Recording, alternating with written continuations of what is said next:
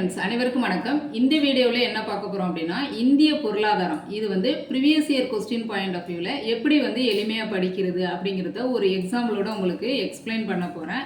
அதனால் வீடியோ ரொம்ப யூஸ்ஃபுல்லாக இருக்கும். ஸ்கிப் பண்ணாமல் எண்டு வரைக்கும் பாருங்கள். ஒரு டாபிக் எடுத்திருக்கேன். இப்போ என்னென்னா விஸ்வேஸ்வரய்யா அப்படின்னு ஒரு டாபிக் எடுத்திருக்கேன்.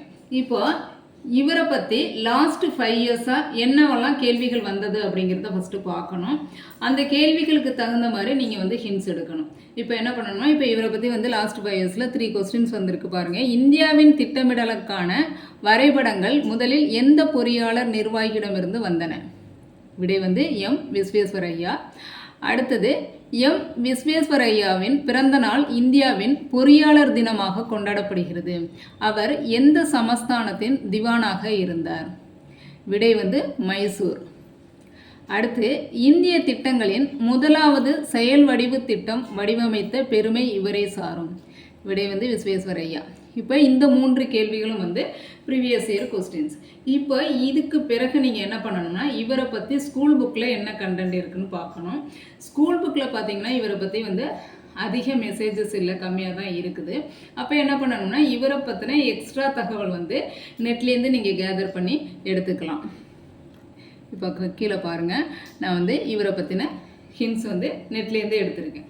இப்போ எம் விஸ்வேஸ்வரய்யா இவரை வந்து என்னன்னு சொல்கிறாங்க அப்படின்னா, நவீன மைசூரின் தந்தை அப்படின்னு அழைக்கப்படுறாங்க. அடுத்தது, ஒவ்வொரு ஆண்டும் செப்டம்பர் 15ஆம் தேதி பொறியாளர் தினமாக, அவர்களுடைய பிறந்த தினம் வந்து பொறியாளர் தினமாக கொண்டாடப்படுகிறது.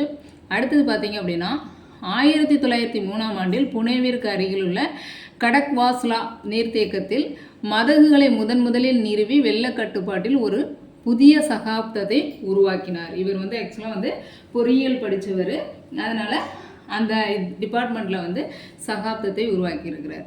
அடுத்தது, தக்கான கால்வாய்களில் பிளாக் சிஸ்டம் நீர்ப்பாசன முறையை அறிமுகப்படுத்தியிருக்கிறாரு.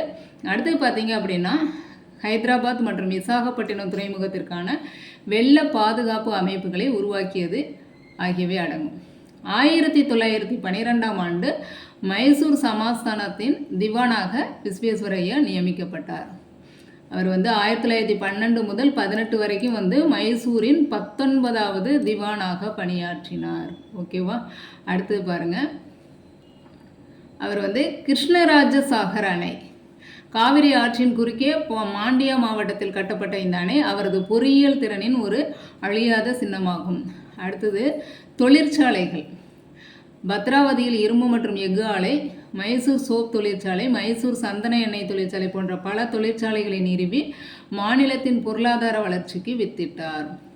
இவருக்கு என்ன விருதுகள் கிடைச்சிருக்கு அப்படின்னா, 1955ஆம் ஆண்டில் நாட்டின் உயரிய விருதான பாரத ரத்னா விருதை வழங்கி கௌரவித்தது.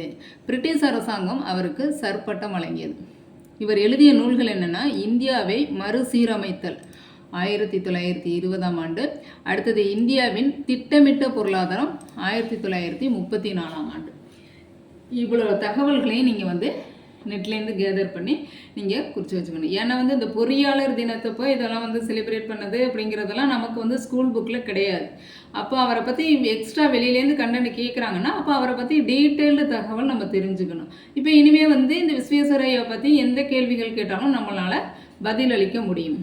அடுத்தது பாருங்கள், 1944இல் இந்திய அரசாங்கம் டேஸ் தலைமையின் கீழ் ஒரு திட்டத்துறையை ஏற்படுத்தியது. விடை வந்து சர் அர்தேசிர் தலால். அடுத்தது, 1940இல் பம்பாய் திட்டத்தை வழங்கியவர்கள். விடை 8 முன்னணி தொழிலதிபர்கள். இப்போ என்ன பண்ணியிருக்காங்க, 2 கேள்விகள் கேட்கப்பட்டிருக்கு. அப்போ இதை பற்றின தகவல் நம்ம எடுத்துக்கணும். என்ன அப்படின்னா, பம்பாய் திட்டம் வந்து 8 முன்னணி தொழிலதிபர்கள் வந்து உருவாக்கியது. அந்த 8 முன்னணி தொழிலதிபர்கள் யாரெல்லாம் அப்படின்னா, ஜேஆர்டி டாட்டா, ஜிடி பிர்லா. நம்மளுக்கு ஸ்கூல் புக்கில் வந்து 8 முன்னணி இந்திய தொழிலதிபர்கள் மட்டும்தான் கொடுத்துருப்பாங்க. அப்போ sir Purushottamdas Das, Ardeshir Dalal, John Mathai, Kasturbhai Lalbhai, AD Shroff, sir Shriram, இவ்வளோ பேரும் வந்து 8 முன்னணி தொழிலதிபர்கள் தான் வந்து பம்பாய் திட்டத்தை உருவாக்குனாங்க. வருடம் 1944. இப்போ நமக்கு இங்கே என்ன கேட்டிருக்காங்க, 1944 இந்திய அரசாங்கம் டேஸ் தலைமையின் கீழ் ஒரு திட்டத்துறையை ஏற்படுத்தியது. அப்போ வந்து 1944 திட்டத்துறையை ஏற்படுத்திய போது தலைமை ஏற்றது யார் அப்படின்னா சர் அர்தேசிர் தலால். இவர் யார் அப்படின்னா இந்த பம்பாய் திட்டத்தை உருவாக்கியதில் உள்ள 8 முன்னணி இந்திய தொழிலதிபர்களில் ஒருவர் அர்தேசிர் தலால். ஓகேவா? இப்படி தான் வந்து நம்ம ப்ரீவியஸ் இயருக்கு கொஸ்டின் பாயிண்ட் ஆஃப் வியூவில் நம்ம படிக்கணும். ஓகேவா? இதே மாதிரி அடுத்த ஒரு டாப்பிக்கோடு நெக்ஸ்ட் வீடியோவுக்கு வரேன். ஓகே, நன்றி.